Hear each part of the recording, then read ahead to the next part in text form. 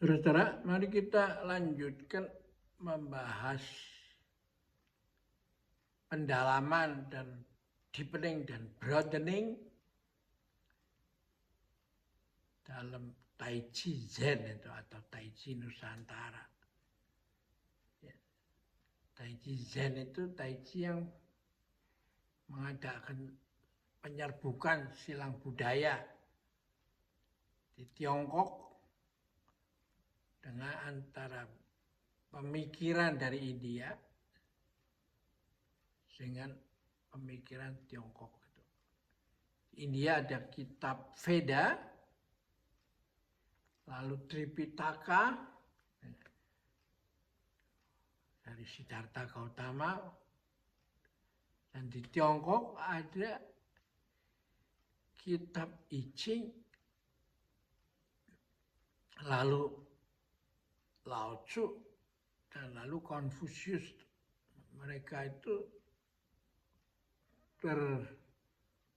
terjadi penyerbukan silang budaya dan mengambil tempat di kuil Shaolin itu. Ya. Nah,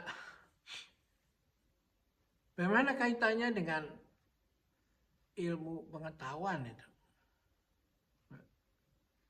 Nah, ilmu pengetahuan itu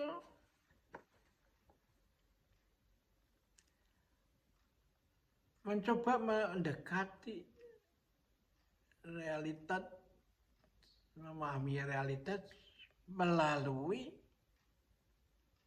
pendekatan ilmiah. Gitu. Nah, bagaimana kedua ini bisa bertemu? Nah, Werner Heisenberg, ahli fisika kuantum dari Jerman, dia mengatakan begini. Dia menafsirkan hal yang yang sedang terjadi di masyarakat di masa lalu itu dengan kalimat yang menarik itu. Seorang pasti fisika kuantum melihat bahwa sejarah manusia di masa lalu, pemikiran masa lalu,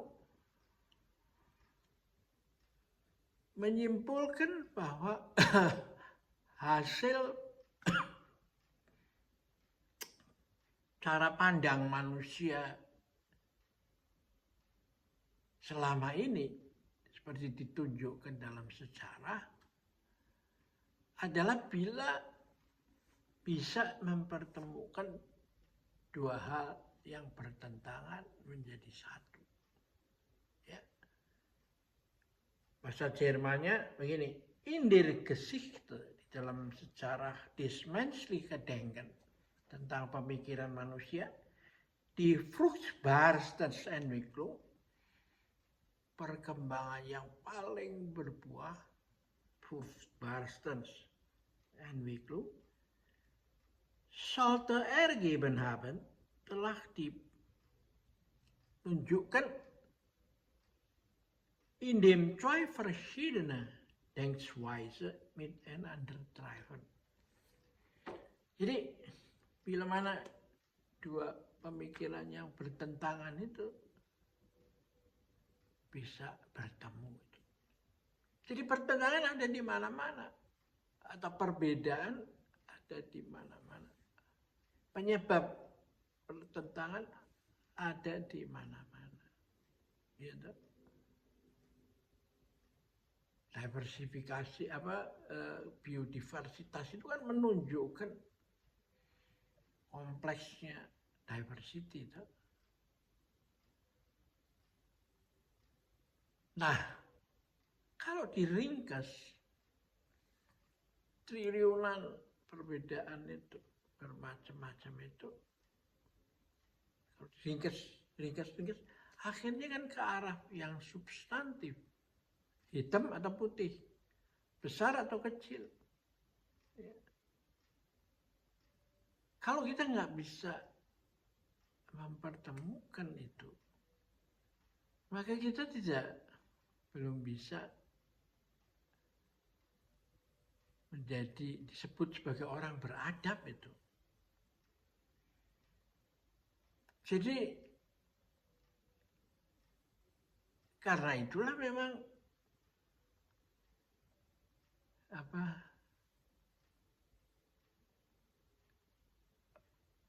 perbedaan itu masa depannya adalah persatuan. Kalau perbedaan hanya status quo, berkelahi, tidak bisa menjadi persatuan, itu bukan peradaban itu. Nah, persatuan itu juga akhirnya karena proses dinamika perubahan, ya lalu dia pecah lagi. Setelah pecah, lalu kembali lagi satu. Demikianlah terus-menerus alam semesta ini bergerak.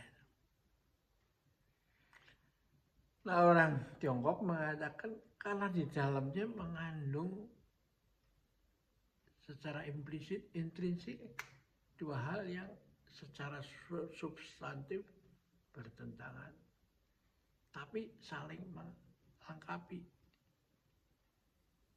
Dikatakan mereka hidup dalam perbedaan di mana saling menghidupi dan saling membatasi. Seperti kayu dibatasi oleh logam potong, logam dibatasi oleh api, ya, menjadi meleleh. Api dibatasi oleh air, air dibatasi oleh tanah itu. Ya. Sebaliknya kayu kalau dikasih api menghasilkan abu. Abu artinya berakumulasi menjadi tanah. Tanah di dalamnya ada logam tambang. Atau logam itu sangat menyerap air sehingga terjadi karat kan. Nah, karat air ditambah tanah menghasilkan lagi kayu. Jadi hidup ini memang begitu. Ya. Nah, karena itu orang yang menjadi pejabat publik itu memerlukan tidak mandatori untuk tahu ilmu tentang perubahan ini. Kalau sesuatu yang mestinya berubah Anda cekel pegang tetap dia akan menderita. Ya dah. Kalau sesuatu yang melebar terus perbedaan itu tidak ada yang menyatukan, maka itu juga menjadi sumber masalah. Inilah yang menarik bahwa ternyata fisika kuantum itu sangat dekat dengan ancient wisdom itu. Ya. Nah, di India umpamanya itu ditampilkan dalam bentuk lain lagi, bukan yin sama yang, tapi antara Trimurti, Brahmana, Wisnu, Sang Pencipta, Brahma, Wisnu Pencipta, dan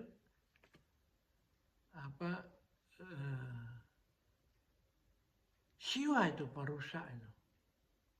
Nah, orang yang berpikir statik itu seolah-olah ini lingkaran berputar aja, tidak ada kemajuan. Nah, di dalam India punya wisdom itu ada ini Siva Nataraja, saya jadikan cover dari buku ini itu, The Great Siva, Siwa sang dewa penari itu, dewa ibu pengetahuan. Kakinya satu diangkat simbol daripada usaha belajar terus-menerus. Ya. Sedangkan empat tangannya mengarah ke 4 penjuru dunia itu. Jadi masa depan memang adalah implementasi daripada ilmu pengetahuan dan teknologi. Gitu. Nah, setelah kita mendapatkan quotation dari Werner von Heisenberg itu menunjukkan keyakinan di kalangan ilmuwan itu bahwa mereka sebenarnya secara spiritual merupakan bagian daripada the dancing of Siwa Nataraja. Ya. Dan dari sudut Chinese wisdom, dia adalah tarian kosmis antara langit sama bumi. Gitu. Yang membuat angka 8 itu kan, yang tidak ada habis-habisnya kan, terus simbol keabadian. Pantare kalau menurut orang Yunani, semua mengalir. Tidak ada yang tetap kecuali yang tetap itu adalah semuanya terus berubah. Nah, pemikiran holistik ini di Nusantara ini disampaikan dengan wisdom memayu ayuning bawono itu. Mempercantik alam semesta itu. Cantiknya manusia tergantung pada cantiknya dunia. Ya. Cantiknya dunia tergantung pada cantiknya seluruh alam semesta. Nah, inilah sebabnya mengapa era sekarang ini bukan era supremasi daripada ilmu pengetahuan, tapi merupakan kesadaran bahwa ilmu pengetahuan dengan wisdom itu adalah satu ke depannya itu. Nah, kita hanya menjadi mempersiapkan diri untuk bersama dengan perubahan itu, kita ikut menari itu, ya, dan berusaha supaya air seperti air sungai yang mengalir di satu titik pada detik ini berbeda dengan satu detik lalu dan satu detik kemudian. Jadi karena itu ya ada alasannya yang masuk akal kalau Lao Tzu mengajarkan setiap hari satu langkah, meskipun perjalanan masih ribuan li, dan kita tidak tahu akan masuk surga, neraka, nirwana, atau seperti semut, ya, lalat itu yang hidup lalu mati, lalu begitu aja, sia-sia tanpa arti. Nah, patung Siwa Nataraja, Dewa Ilmu Pengetahuan ini disampaikan oleh pemerintah India pada pusat studi nuklir di Swiss, namanya CERN itu. Ya. Hanya mau meyakinkan atau mengatakan bahwa yang you kerjakan ini bukan semata-mata oleh kemampuanmu, inisiatifmu, tapi kamu hanya merupakan atau menari bersama dengan tarian Siwa Nataraja itu. Ya. Nah, kebudayaan Tionghoa juga mengatakan begitu. Yin berubah jadi yang. Yang berubah lagi setelah matang balik lagi ke yin. Yin setelah matang menjadi yang muda, yang tua kembali lagi ke yin muda, yin tua. Ya.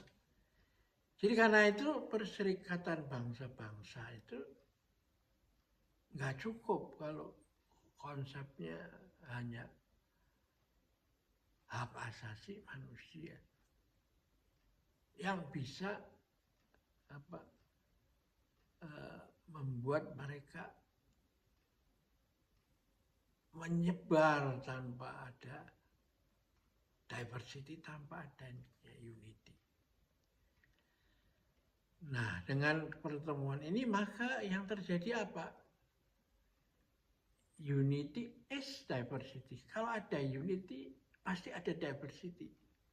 Kalau ada diversity, pasti unity. Kalau enggak, alam semesta itu meledak. Ya. Nah, inilah yang akan menjadi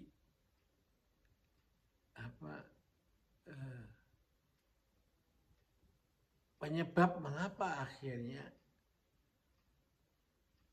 Bhinneka Tunggal Ika itu diperlukan oleh dunia itu. Jadi bukan hanya oleh Indonesia aja yang begitu diverse itu. Indonesia hanya miniatur dari diversity.